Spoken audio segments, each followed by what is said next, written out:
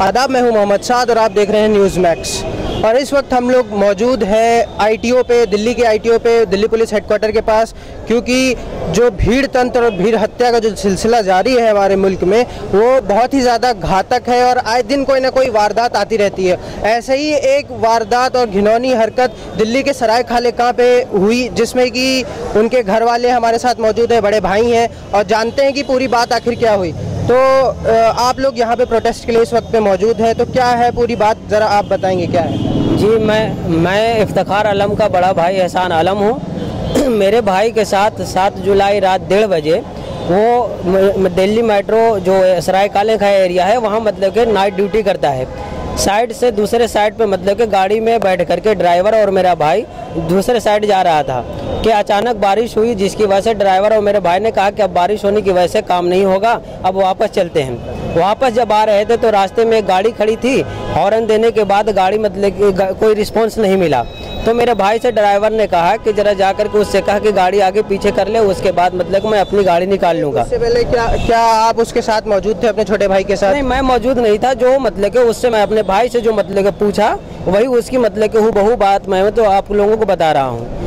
जब मतलब कि वो उतर करके जा रहा था कहने ही के लिए कि गाड़ी से उतरा के 10-12 लोग लाठी डंडे के साथ आए और उसके बाद अचानक उस पर हमला कर दिया और उसके बाद मारने लगे। वो मतलब कि बस यही कहा कि भाई क्यों मार रहे हो, मेरी क्या कसूर है, लेकिन किसी ने कुछ नहीं सुना। तो गाड़ी रोड पे खड़ी थी, गाड़ी को किनारे करवाने के लिए इस बुनियाद पे उसको मारने लगे? गाड़ी उतरने करके मतलब वो कहने ही जा रहा था, इतने में आया और सब मारने लगे के।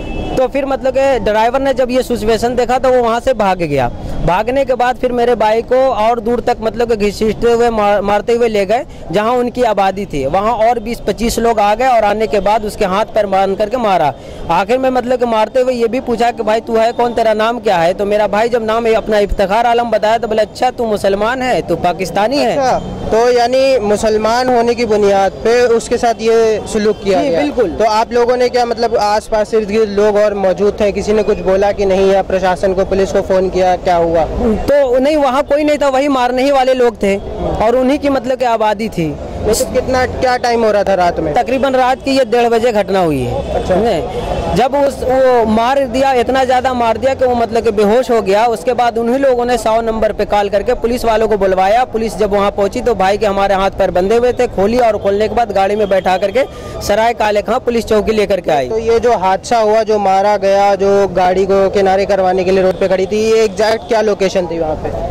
ये मतलब के लोकेशन ये है कि सड़क है, समझे, मंदिर है, मंदिर के बाद मतलब कि कुछ दूर पे चल करके वही सड़क है, तो वहाँ गाड़ी खड़ी थी, समझे। ये बस अड्डा, सराय खाले खां बस अड्डा जो है, उसी के सामने मतलब के जो एरिया है, उन जगहों पे ये मतलब के घटना हुई है। तो जब पुलिस आई तो क्या किया? पुलिस जब आई तो उसको मतलब के लेकर के सराय काले खां पुलिस स्टेशन आई। तो उसके बाद मतलब के वहाँ पूछने के बाद जब इसने बताया तो वहाँ एक संदीप नाम का आदमी है, तो उसने कहा कि ऐसा है कि कोई पूछेगा तो कह देना कि डीजल बेचने गए थे। मेरे भाई ने कहा कि जब मैं ये काम करने नहीं गया था तो क्यों कहूँगा। तो उसके बाद उसने थप्पड़ मारते हुए और गाली देते हुए कहा कि जिंदगी भर के लिए सड़ जाएगा, जो कह रहा हूँ वही कहना।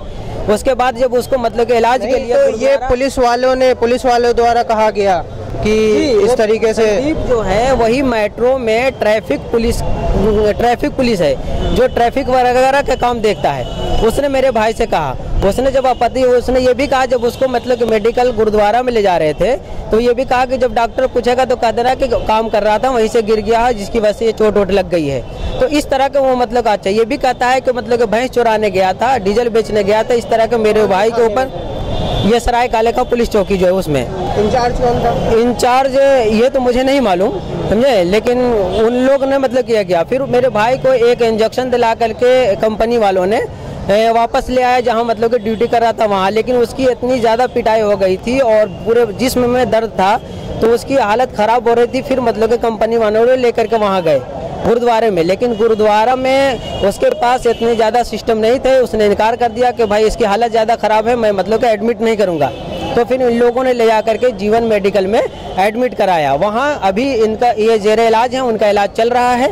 और पुलिस का जहाँ तक रवैया है, जब मैं मतलब कि केस दर्ज कराने गया तो पुलिस मतलब कि किसी तरह की कोई सुनवाई नहीं कर रही है, और जो मतलब कि उसके ऊपर धाराएं लगाए हैं वैसी लड़ाई, मामूली लड़ाई का लगाया है, जबकि मतलब मेरे भाई के ऊपर कातिलाना हमला हुआ है, उस पर 307 का धारा लगना चाहिए, जो मतलब कि नहीं लगाया गया है। पुलिस जो है वो मतलब कि मुजरिमों को बचाने के लिए लिपापोती का काम कर रही है। तो दिल्ली पुलिस, यानी आप दिल्ली पुलिस पर आरोप लगा रहे हैं कि दिल्ली पुलिस आपका साथ नहीं दे रही है जी, और सिर्फ धर्म की वजह से आप लोगों के साथ जो है डिस्क्रिमिनेशन हो। सर मैं तो यही कहूँगा कि क्योंकि 7 तारीख का मामला है, अभी तक कोई रिपोर्ट दर्ज नहीं हुई है, और जो रिपोर्ट दर्ज हुई है वो मामूली मतलब कि हुई है, जो जबकि उसके ऊपर मतलब कि बेरहमी के साथ 20-25 लोग मार रहे हैं, तो ये मामूली लड़ाई झगड़ा तो है नहीं।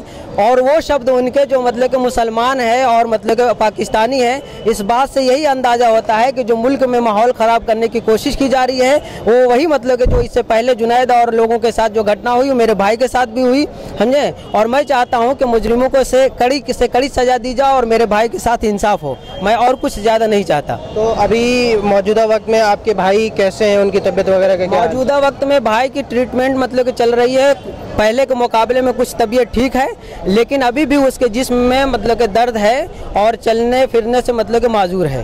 तो आप लोगों का साथ देने के लिए यहाँ पे और कौन कौन लोग मौजूद हैं? हमें साथ देने के लिए JNU से हमारे तमाम स्टूडेंट भाई आए हैं, और मतलब कि जो हमारे भाई के साथ नाइंसाफ़ी की गई है वो इंसाफ के लिए प्रोटेस्ट कर रहे हैं, और मैं उनके साथ मतलब कि हूँ, हमारे भाई के हक़ के लिए लड़ाई लड़ रहे हैं, और मैं भी मतलब कि उनके साथ हूँ। तो अब इस वक्त आप क्या उम्मीद रखते हैं प्रशासन से, पुलिस से और भी तमाम लोगों से? प्रशासन का जो रवैया है उससे तो अभी मतलब कि कोई उम्मीद मैं नहीं कर रहा हूँ, बस मैं यही आगे चाहता हूँ कि जो कुछ भी मतलब कि मेरे भाई के साथ या हमारे भाई के साथ मामला है उसके साथ सही तरीके से जो मामला है उसकी तहकीक करो, और तहकीक करने के बाद जो मतलब कि मुजरिम है उस मुजरिम को मतलब कि सज़ा दी जाए।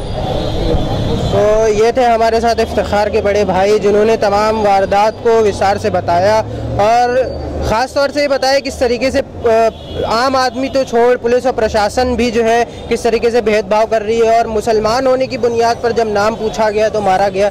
तो ये कहाँ तक की बात सही है, किस ओर हम लोग जा रहे हैं, क्या ये वाकई में ये तरक्की याफ्ता मुल्क है, क्या वाकई में हम सब एक छत के नीचे रहने वाले एक युवक हैं, नागरिक हैं?